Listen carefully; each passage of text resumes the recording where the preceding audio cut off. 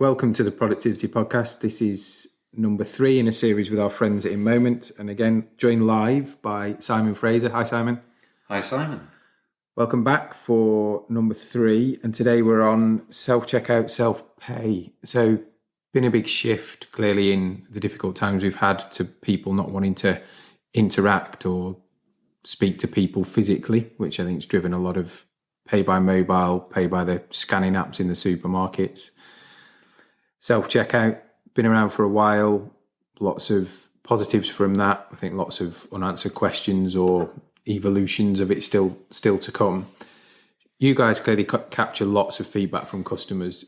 Payment must be something that you get lots of interesting feedback across your customer platforms of where it went well, maybe where it didn't go well, where it's frustrating, could be done differently.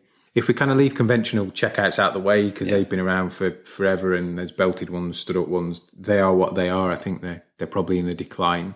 From a, let's call it, self-checkout, self-pay point of view, do you see any trends come through, or have you seen any changes come through in terms of customer feedback perception in those areas? Yeah, I mean, there's no doubt that there's been a huge emphasis in retail and hospitality and wider around making things easier for customers. I would say in 2020, there's also been a move towards making things safer as well. So less interaction, as you mentioned, less physical closeness has also been something that we've seen come through in our data, that our desires to feel safe is something that is well suited to self-checkout, self-payments. But it's one of those things that actually can be quite an unremarkable way of ending an experience as well. And this then comes down to, I guess, the customer expectation of the experience that you're going to deliver. So for some purchases, be it in a convenience store, actually having an unremarkable end is probably what you're after. For other more high-end stores, then and I could even be in grocery, that you have to ensure that, and this is probably the critical piece, that it has to be the customer's choice, that is the channel of payment that they go down. So having other options available for customers to take, should that be what they wish, is critical. So taking out all the tills and only having self-checkout is not something that we would recommend based on the data that we see. There's also, the element around how you end an experience. You need to ensure that that's, delivered in a good way. What you don't want to do, again, is end an experience badly in a poorly memorable way. And we talked about this in the last podcast, that if you're putting hassle and effort onto your customers, then that's going to hurt. And we know plenty of examples where actually self-checkout hasn't always worked to the best of the abilities or best of capabilities of technology. So ensuring there is someone close at hand, ready, adaptable to deal and support is something that is really important. Yeah. I'll throw my 10 pence worth in the ring then. So my frustrations with, and this is primarily self-checkout, not what I'd call self-pay, so on my phone app or on the retailer's app, interventions. So age prompt, tags, reduce stickers. If you've got a voucher that he doesn't like, so a paper voucher, item not in bagging area, drives me absolutely crazy every time. It can be remedied, back to your point, if there's, for me, it comes back to funding, and then good resource deployment to man them. And forever a debate in previous life at Boots of what's the ratio of colleagues to self-checkouts. Is it 4 self-checkouts to 1 colleague? Is it 6 to 1 colleague? Is it every trading hour? Is it peak hours? So I think there's a real thing for me, if we step up a level, around how you fund it. Yeah. So do you drive the right behaviours by giving the store teams enough funding to make sure they've got the resource available to man it? And what are the requirements? Is it every trading hour? Yeah. Is it double manning at a weekend? If you end up opening 6, does it change? Now, then you've got to trust them to do it, or drive that through your workforce management solution or whatever it might be. I think there's also a piece around, you may fund it, but how do you drive the behaviours? So again, you touched on it. When's the right time that it's self-checkout only? Or is there ever a right time for it to be that there's no choice? I do see examples where you've almost got a colleague on a traditional till, but they're also manning the self-checkout. They get the people that want to pay on the traditional till, the red light's going on the self-checkout, so they don't quite know whether to finish the transaction, serve the next person, go to the poor people that are stuck on the self-checkout and sort them out. So you kind of then give the colleague the dilemma of making choices. They'll always make the wrong choice for somebody and the right choice for somebody else. Plus, and this was more of a thing when they were introduced, but again, lots of retailers still not at the self-checkout phase of their journey and look into it. How do you fund the split? And what I mean by that is, if I'm a retailer at the moment that's only got traditional till points, 100% of my transactions will go through those till points, whether they're on the ground floor, first floor, bakery, deli, wherever they are. As I move into a world of self-checkout, clearly there'll be a business case and an expectation to pay for them that X% of transactions will go through the self-checkout. So depending on how you fund your staffing model, you've either got to put a hard number in, and I'll make it up, that 40% of transactions go through the checkout, 60% go through the traditional. Therefore, they'll lose resource because they won't need as many hours on the till. You may give them some fixed hours to man the self-checkout, but overall, there'll be a cost saving because you'll be looking at some return on investment in the business case to implement them. Mm-hmm.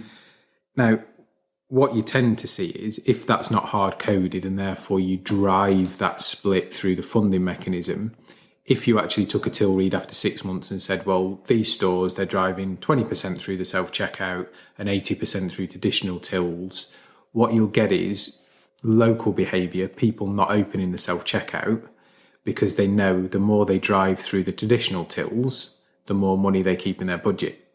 Right. So there's a couple of different things that come to play with all of this. Yeah. So there's a customer piece of choice, which I get. I think there's a funding thing of, so have you got the right funding principles and mechanisms to deliver the return on investment for putting them in? Because clearly there's a cost to doing this, but also what you want to drive from a customer point of view without putting your colleagues on the tills in a difficult position of having to jump off a till to serve somebody and leave people. So there's quite a dichotomy. Which is a terrible experience for everyone.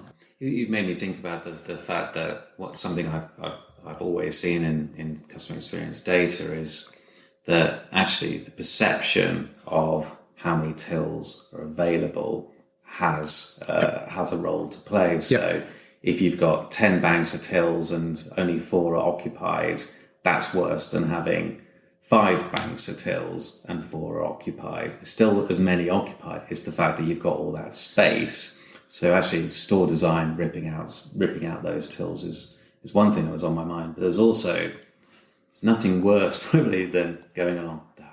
But if you go along to a self-checkout, you can see that there are 8 self-checkout tills and 3 of them are not working for whatever reason. That's a really bad experience, leaves a bad taste in the mouth. So yeah, it's interesting to think about the perception of the customers about how ready you are for them. Are you going out of your way to make this easy for them? Are you letting technology, are you letting potentially your own budgeting get in the way of delivering that experience? There's another thing that I was thinking about actually in terms of good experiences, because I approach self-checkouts in certain retailers with trepidation, thinking bagging in, item not in bagging area is going to come on. I'm not quite sure how to process this paper voucher on a Saturday or a Sunday, because every time I come, it seems somebody tells me it's a different button. It's a supplier coupon, it's a local coupon. You put the price in, you don't put the price in, you call someone anyway. But actually, I give M&S credit. I think last year they made it quite fun, because when I'm a Celebrity was on, they had Anton Deck on doing it, which was quite cool. I would have hated to have been a colleague at that point, because I think it would have driven me insane to listen to him for too long. But actually, even with the new Spark stuff, the opportunity to win your shopping, again, slightly sceptical as always of how many people actually do that. But again, it's an incentive to scan it. Clearly for them, they get data and get the loyalty scans up. But it's just a different interaction. So I think they've used it well in terms of changing the voices. I think that they do it for Britain's Got Talent as well, with David Walliams, Amanda Holden, and what have you. So I think terrible. but I think it's creative, right? Because you either go in and the voices are blaring. I can't, as it might be one of the discounters have the voices really, really loud, and it's almost like some competition next to each other who can get them to shout the loudest, through to others that you don't really know what's going on because it's turned off. But the remedy is the key. The remedy for me is the key of how do you have someone available. So you've relied on the budget being right, you've relied on the deployment being right, but actually the people are then know what they're doing. The worst thing is to have somebody who comes and they've got their override barcode or badge and they're scanning away, and in the end they just void it off because they don't know how to get rid of it or process it. It's like... But and also to your point, if you're taking them from a role where they're serving people on a till or behind a counter, and you're then having to affect two sets of customers, those queuing and waiting to be served there, but also the person who's having to wait around in the self-checkout. So it's hard to have someone who is just sort of floating around, but I'm sure that's a better experience for customers than not. But there's a lot of idle time, so how you then use their time. Actually, I think in the very first podcast we did, we were talking about fitting rooms, weren't we? About how do you utilise those people. Yeah, I think you can take stuff there for people to do, can't you? Why would you not have the ability, whoever's manning the self-checkouts, to do some of the reductions? So if people are doing the price reductions and they take the stock there and somebody does it. I think interesting point about till space, and I think this is going to be a future trend, certainly in probably the grocers to start with, where they've got big till banks. New store designs, I suspect they'll have less till banks, more opportunity to scan and pay and scan and go. I don't know if they'll have more self-checkouts because it might skip that, if that makes sense. But yeah, I've seen it, again, in my time in DIY. Give me a bank of 10 tills and only 2 people to man it, and people will be asking for the manager, complaining all day. Give me 2 tills and give me 2 people to man it, and people will more than happily wait in the queue because the perception is everybody's doing all they can with the equipment they've got. You reminded me of something. You'll probably know the answer to this. In our local B&Q, I went in there recently and I said to them, well, what happened to your self-checkout tills? And they had ripped them all out. I'm not sure for what reason. I think they were saying it was budget, that actually it was costing them so much to maintain and run that there wasn't the traffic to justify having that. And theirs is probably a difficult example as well because of the breadth of product. Yeah, I'm trying to scan a door. Yeah, exactly. I remember going, I think it was with my dad actually, we went and we were buying some wood for something, and the self-checker was adamant these bits of really thin, 3 metre bits of wood needed to be stood on the scales, and it's like, come on. But it wouldn't, so the guy had to come over and say, there's obviously an override that says these people have got the product, they've not put it in. But it was a needless interaction. Fine for a bag of nails. Yeah, exactly. Or a paint pot, but not something bulky. Yeah, so I can see where it works. I think there's an interesting halfway point where you've got places now that have got a till that can be a man till or a self-checkout. So it gives them opportunity to flip from one to the other, which I think is quite cool. Again, you put in the reliance on the colleagues to get it right. But actually, if you've got someone manning the area and you see somebody that's either of an age that doesn't want to use a self-checkout, or has got a couple of kids and they're running around and they just want to pay and it's going to be difficult, you can at least flip it and take a physical payment from them or a card payment and then flip it back. So I think choice is right, but again, you then put the onus back on the colleagues to make the right choice for the customer. Yeah, that's a really good example. They probably got quite a bit of leverage out of this, although for the sake of me, I can't remember the name. It's a Dutch grocer who has set up a slow lane for customers who want to interact.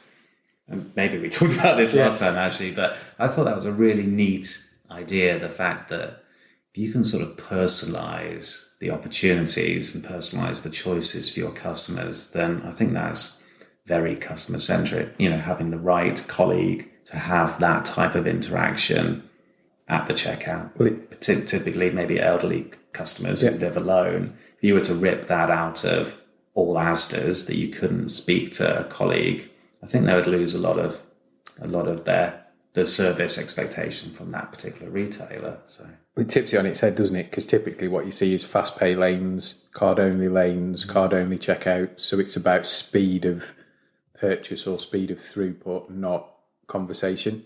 And tills, we do, as you know, we do loads of till measurement.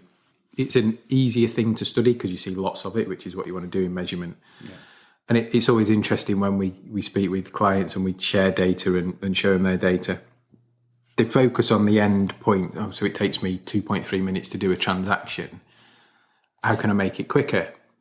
Well, the answer to make it quicker is stop your customers speaking as long, stop thanking and saying goodbye, stop packing for them. So the things that make it quicker materially, other than you could put a whole new till system in and you might go from 2.3 to 2.1, but it's not going to pay for itself. And, that gain, isn't it? When you start to break it down into the elements, the biggest bit of till transactions are normally greeting the customer and chatting.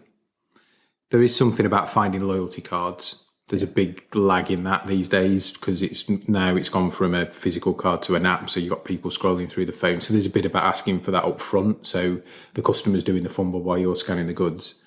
But most of the big gains from a time point of view would be squeezing the customer time, which then comes back to a question of, so what's your brand proposition? Or your brand promise? It's fine for Aldi. Yeah.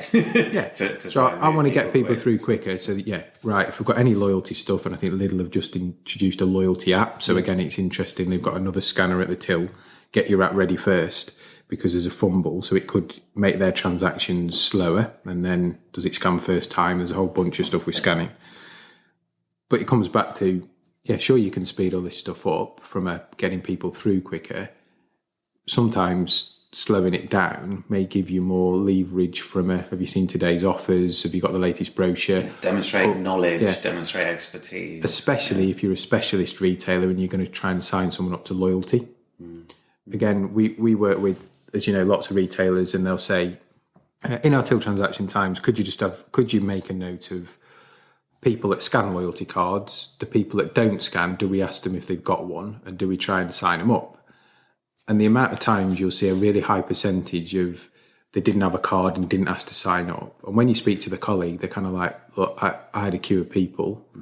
I can't be giving them a form. I can't be taking their email address, their phone number and all this other stuff because I've got a queue. So they almost reduce the ability to drive advocacy and people to opt into loyalty by the fact that they're wanting to get quick throughput. Yeah, they're measuring two potentially conflicting things, aren't they? Yeah. So it's interesting. I think the other challenge is, say in my mind, it's going to go more self-pay and the next generation of apps or guns that you get given when you go into a store. So that customer interaction time becomes zero. In most instances when the transaction goes correctly, clearly if there's an intervention it doesn't, but that's a distress point or it's gone wrong point. So you may end up in lots and lots of journeys never needing an interaction with a colleague. Yeah, and I was thinking about this from a hospitality point of view. As you know, we work with Pizza Hut and they recently went cashless. I'd be really interested, and I'll take a note, to find out whether, given less interaction at the end, whether tips have gone down or not. And one of the reasons I was thinking about that was we went to Wagamama. Do you know, it's the only restaurant experience I think I've had since the beginning of March, which says something about me probably more than anything else. But so we went to Wagamama. Where you communally sit with lots of other people. Well, no, so it's just at Wagamama. So let's talk about through the journey. So you arrive at the Wagamama and they've got a greeter now. So actually there's a lot of front end interaction because they have to talk you through the whole process, and the fact that they've changed also gives them a chance to engage with the kid. They've got a greeter at the front of the store, which they've introduced as part of COVID to explain the changes that they've made in terms of their environment. And they obviously have to pick the right person to be able to have that type of interaction. Probably got to be good with kids, got to make that sort of connection. But actually in Wagamama now, they've put these sort of Japanese screens up along the benches. Yeah. So actually you're not forced shoulder to shoulder with a complete stranger any longer. So it'd be interesting to know, I'm sure that's inefficient for them. But actually from an experience point of view, that is quite nice if you're wanting to have a proper conversation with your family or friends, and maybe, so you've got a little bit more privacy. But with Wagamama at the end, because you scan, I think it's on the placemat, you scan the code, you put in what table number you're at, and you can pay during the meal. So you were watching the table that ordered 2 items and putting their table numbers.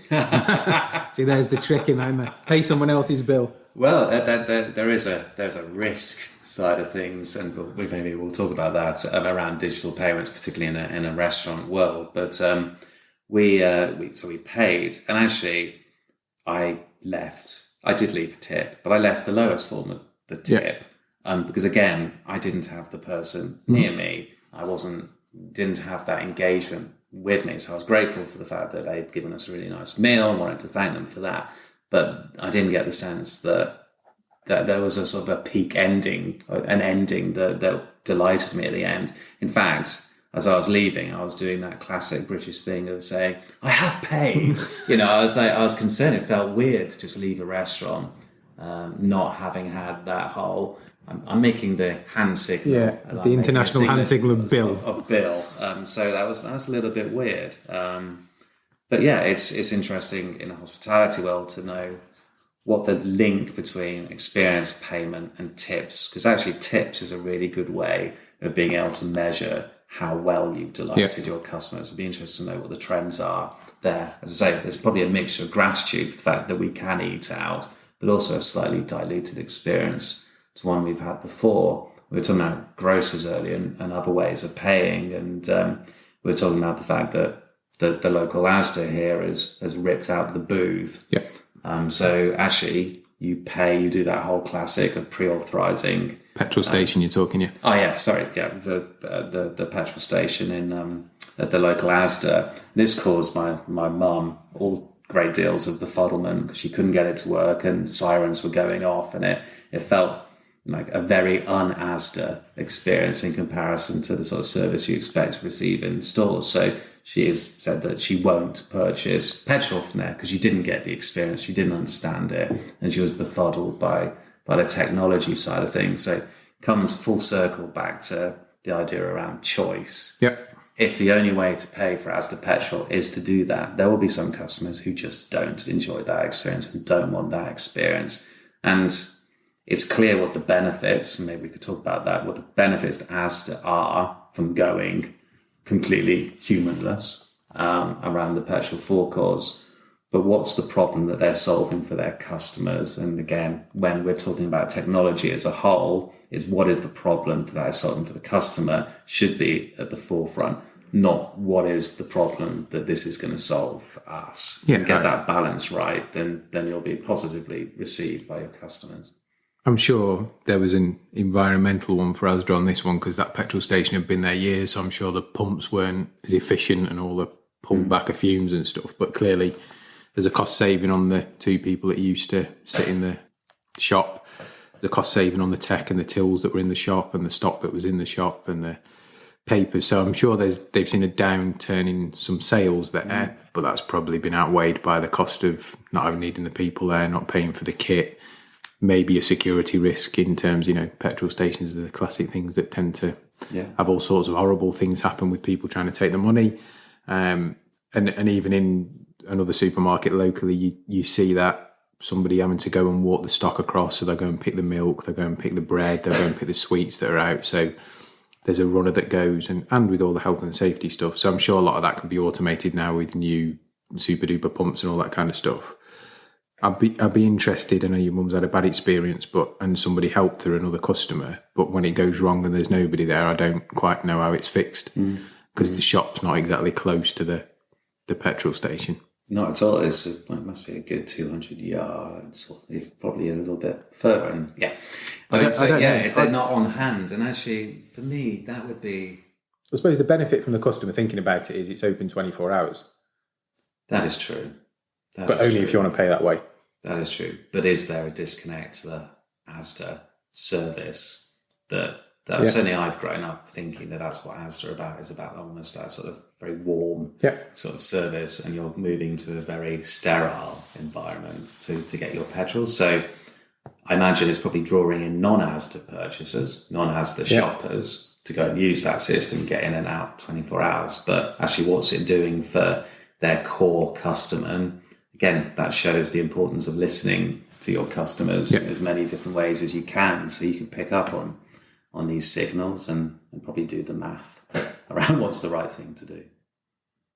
Yeah, it's an interesting time for payment, I think. And I suppose the bigger question, which we've not really touched on and nobody knows the answer, is it all going to be digital, card, taps of apps? Cash clearly has been driven down in the recent months because nobody wants to handle cash. Nobody wants you to pay by cash. So this might be the start even of a bigger revolution of actually it's all pay by the tap of your watch, by, I don't know, a chip that's put in your arm or your head or whatever, wherever it goes.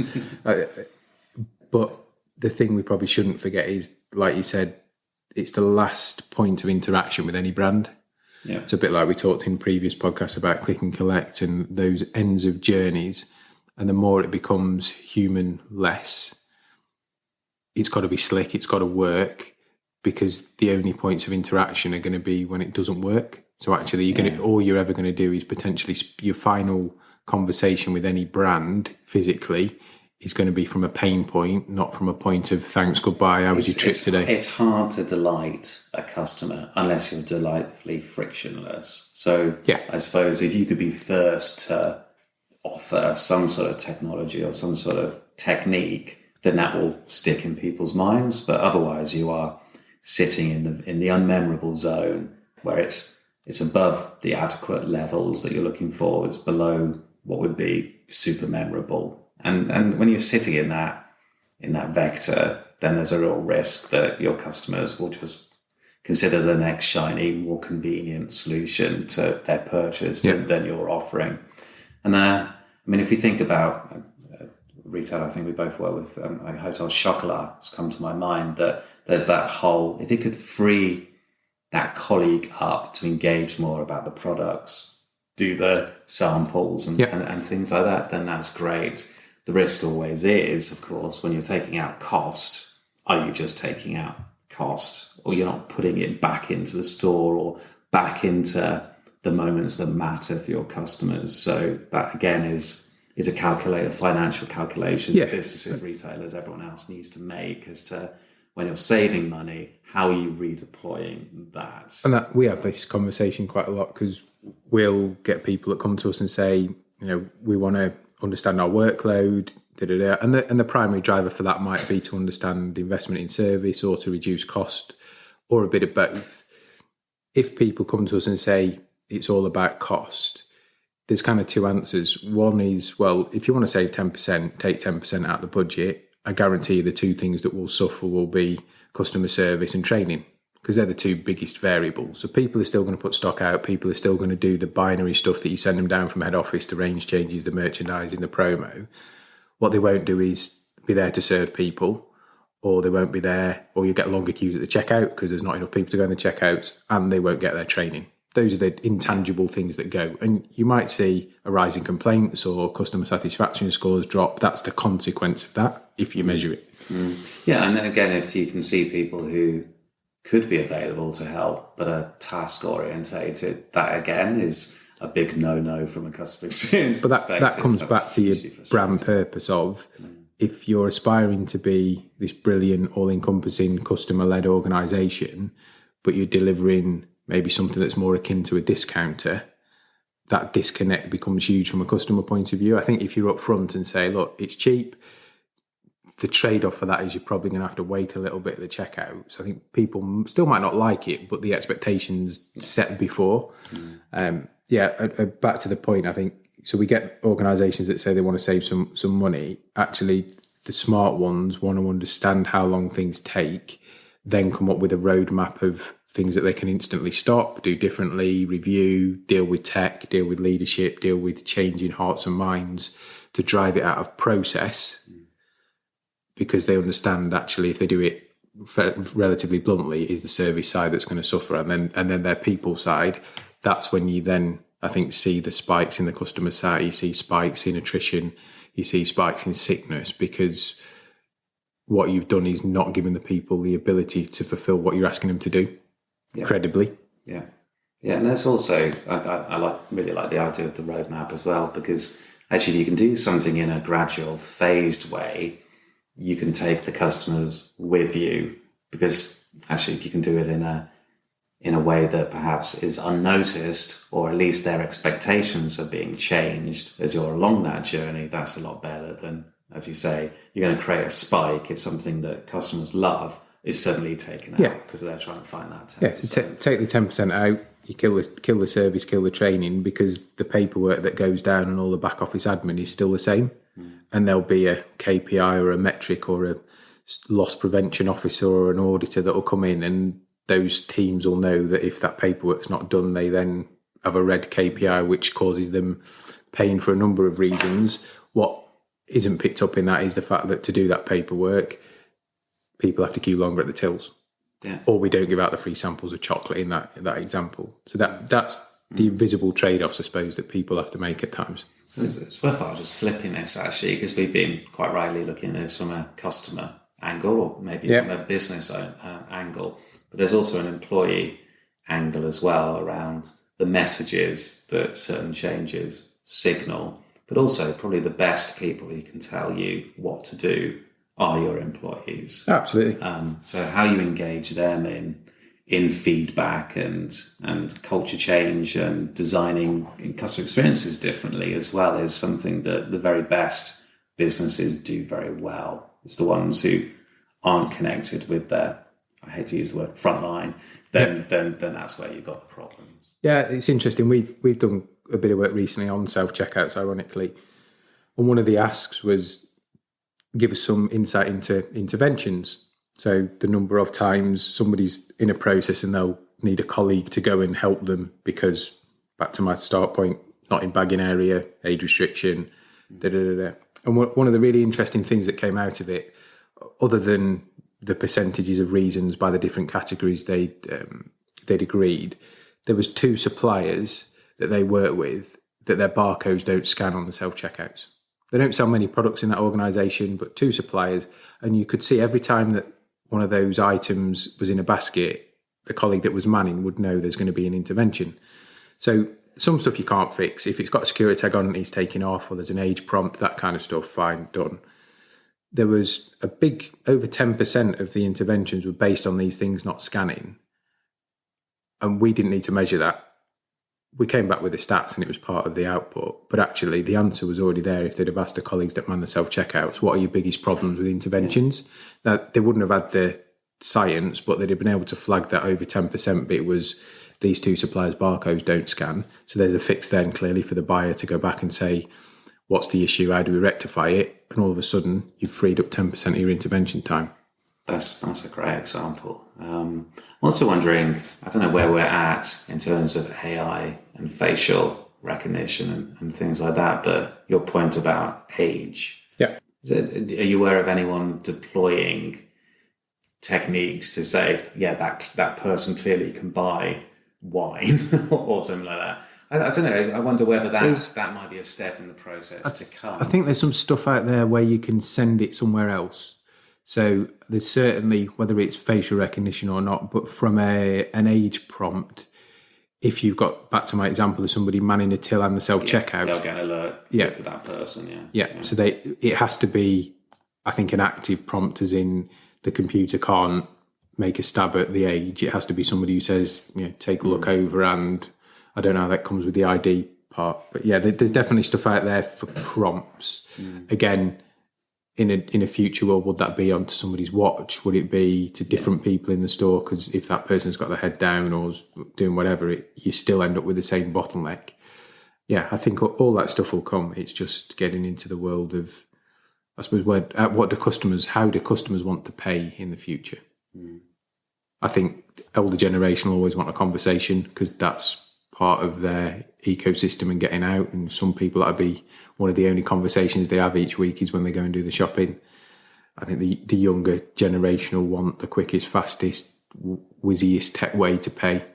We talked about Amazon Go and their trial shops previously, and I can't quite get my head around putting stuff in a trolley and then just walking out. Back to your Wagamama's thing, I'll be waving my arm saying I've paid, or it's gone on the account or whatever. But I think you're going to have to cater, as now, but I think it will just change as tech grows, for varying choices. Yeah. I suppose the challenge for any retailer is what proportion of that demographic want to pay in those ways, and if that shifts, so it does move massively away when we're in the, I suppose, the elder demographic and we're used to paying on our mobiles, does that rule out there's ever going to be a need for face-to-face? I don't know.